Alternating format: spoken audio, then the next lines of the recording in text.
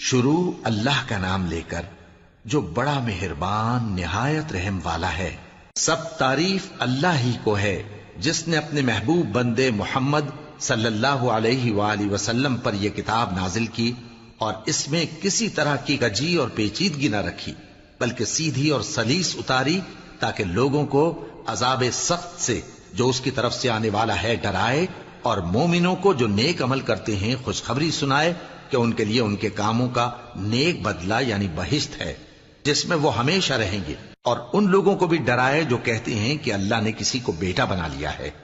ان کو اس بات کا کچھ بھی علم نہیں اور نہ ان کے باپ دادا ہی کو تھا۔ یہ بڑی سخت بات ہے جو ان کے منہ سے نکلتی ہے، اور کچھ شک نہیں کہ یہ جو کچھ کہتے ہیں محض جھوٹ ہے۔ اے پیغمبر، اگر یہ اس کلام پر ایمان نہ لائیں تو شاید تم ان کے پیچھے رنج کر کر کے اپنے تئیں ہلاک کر دو گے۔